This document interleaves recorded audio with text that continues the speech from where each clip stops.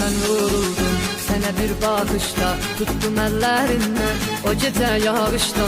Nəfəsim gələndə yerin bu könlümdə, sənə tay bir gözəl görmədim ömrümdə. Əlim saçlarımda, olanda yanımda, gözəldir alımda, hey coşur qanımda. Olmasan yaşayış, mənə bir yaranış, olar ay qara göz, səndə bu yaradır.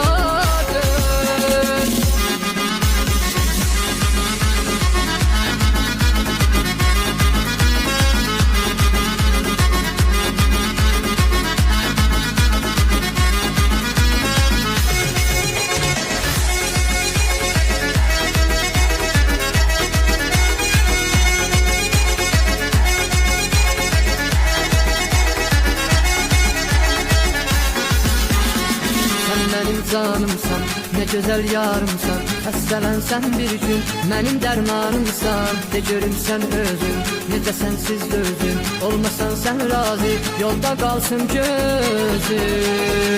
Əlim saçlarımda, olanda yanımda, gözəldir alımda, hey coşur qanımda. Olmasan yaşayış, mənə bir yananış, olar ay qara göz, səndə bu yaranış. Əlim saçlarımda, olanda yanımda, gözəldir alımda, hey coşur qanımda. Olmasan yaşayış, mənə bir yananış, olar ay qara göz, səndə bu yaradır.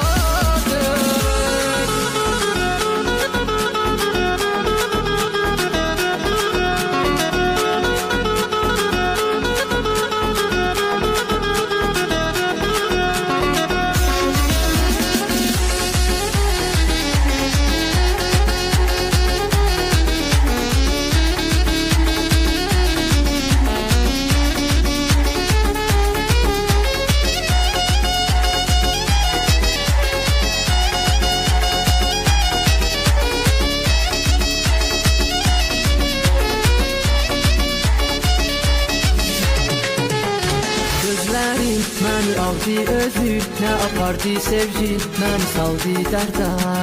Bu dəni o gecədən bu ələdəni həməşə qaldı əldə.